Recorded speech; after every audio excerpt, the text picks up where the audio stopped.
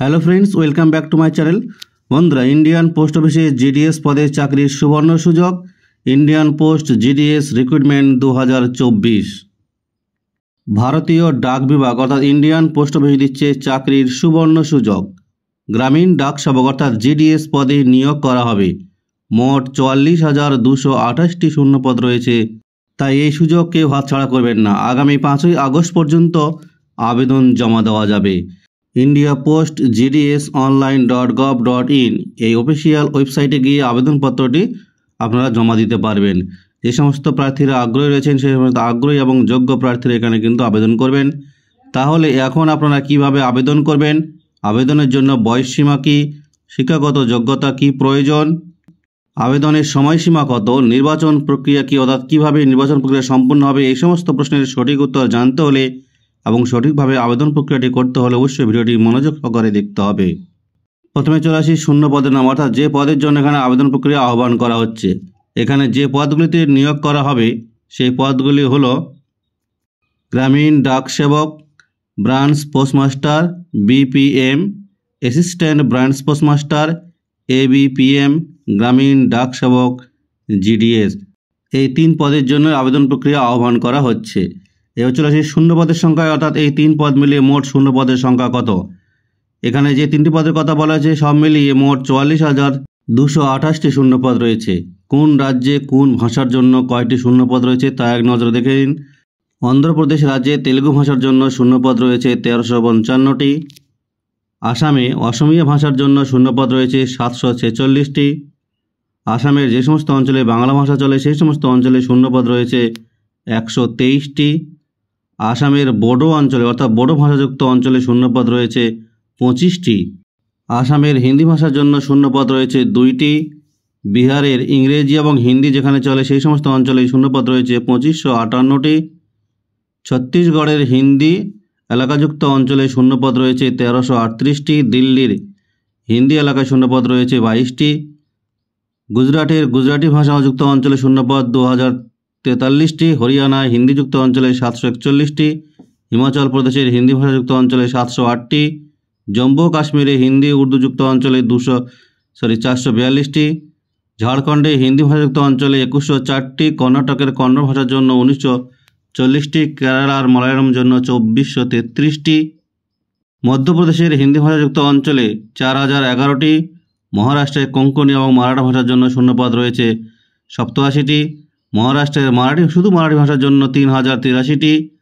উত্তর পূর্ব অঞ্চলের বাংলা কাকবরাকযুক্ত অঞ্চলে এই সমস্ত ভাষাযুক্ত অঞ্চলে 184টি। উত্তর পূর্ব অঞ্চলের ইংরেজি গারো হিন্দি যে সমস্ত অঞ্চলে চলে সেখানে শূন্যপদ রয়েছে 336টি। উত্তর পূর্ব অঞ্চলে হিন্দি এবং ইংরেজি সম্মিলিত অঞ্চলে 1158টি। উত্তর পূর্ব অঞ্চলে খাসিযুক্ত অঞ্চলে 347টি। উত্তর পূর্বের মণিপুরি ভাষায় 48টি। উত্তর পূর্বের মিজো ভাষার জন্য 182টি। উড়িষ্যার ওড়িয়া ভাষার জন্য 2477টি। পাঞ্জাবের ইংরেজি হিন্দিযুক্ত অঞ্চলে 4টি। পাঞ্জাবের হিন্দি ইংরেজি এবং পাঞ্জাবি এই 3টি ভাষাযুক্ত অঞ্চলে 116টি। পাঞ্জাবের ইংরেজি এবং পাঞ্জাবি ভাষাযুক্ত অঞ্চলে 2টি। আর পাঞ্জাবের শুধু পাঞ্জাবি ভাষার জন্য 265টি শূন্যপদ রয়েছে। এছাড়া রাজস্থানের হিন্দি ভাষার জন্য 2718টি। তামিলনাড়ুর তামিল ভাষাযুক্ত অঞ্চলে 3789টি। উত্তরপ্রদেশের হিন্দিযুক্ত অঞ্চলে 4588টি। ঝাড়খণ্ডের হিন্দি ভাষার জন্য 1238টি। পশ্চিমবঙ্গের বাংলা ভাষার জন্য 2440টি। পশ্চিমবঙ্গের বাংলা এবং নেপালিযুক্ত অঞ্চলে 21টি। পশ্চিমবঙ্গের ভুটিয়া ইংরেজি ল্যাপসা নেপালি ভাষার জন্য 35টি শূন্যপদ রয়েছে। এছাড়া পশ্চিমবঙ্গের শুধু হিন্দি ভাষার জন্য শূন্যপদ রয়েছে 46টি। পশ্চিমবঙ্গের শুধুমাত্র নেপালি ভাষার জন্য শূন্যপদ রয়েছে 1টি। আর তেলেঙ্গানার তেলুগু ভাষার জন্য শূন্যপদ রয়েছে 981টি। এইভাবে ভারতের সমস্ত রাজ্যের সমস্ত ভাষা মিলিয়ে মোট 44,228টি শূন্যপদ রয়েছে জিডিএস পদের জন্য। এবার চলে আসি মাসিক বেতনে। এই জিডিএস পদে যারা নির্বাচিত হবেন সেই সমস্ত নির্বাচিত হওয়ার যোগ্য প্রার্থীদের মাসিক বেতন হিসেবে দেওয়া হবে সর্বনিম্ন 12,000 টাকা এবং সর্বোচ্চ 29,380 টাকা করে দেওয়া হবে। এই পদে আবেদন করার জন্য শিক্ষাগত যোগ্যতা কী প্রয়োজন অর্থাৎ কোন কোন শিক্ষাগত যোগ্যতা থাকলে এই পদের জন্য আবেদন করতে পারবেন।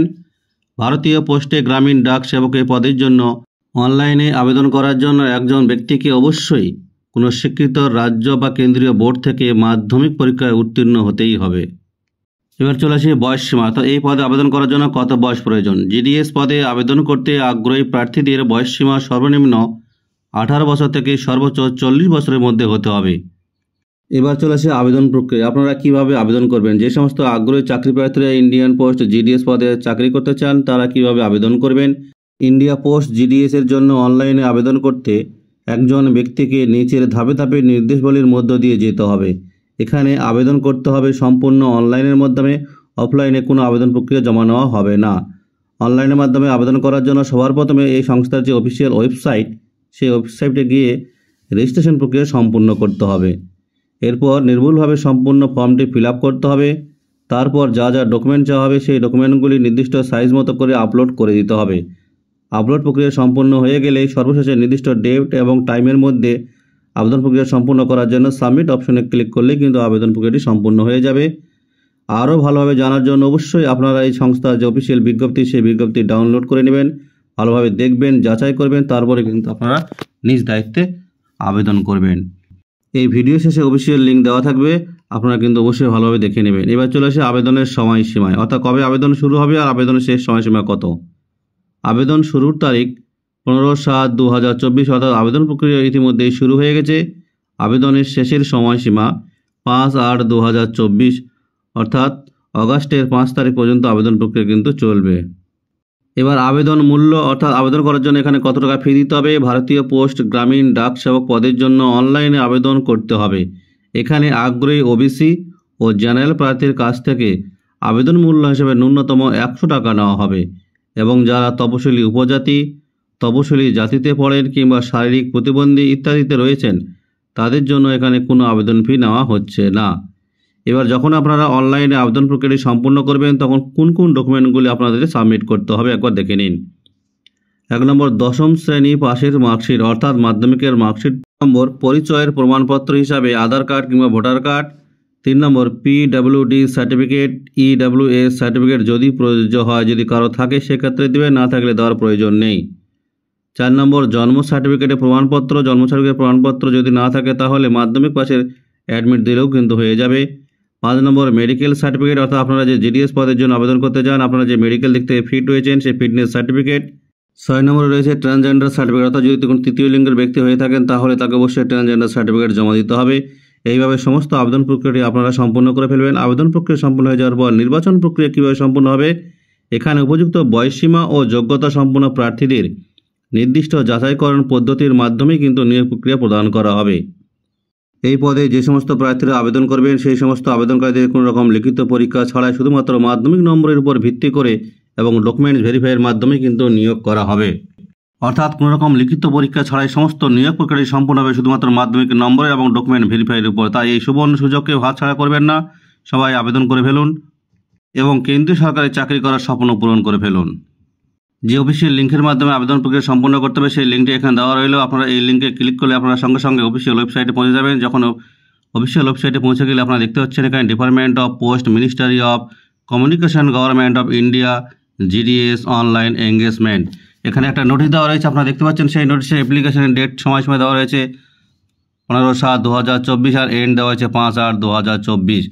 এবার এই পেজটির বাম দিকে আপনারা দেখতে পাচ্ছেন ক্যান্ডিডেটস কর্নার বলে, সেই ক্যান্ডিডেটস কর্নারে প্রথমে একটা অপশন রয়েছে নোটিফিকেশন।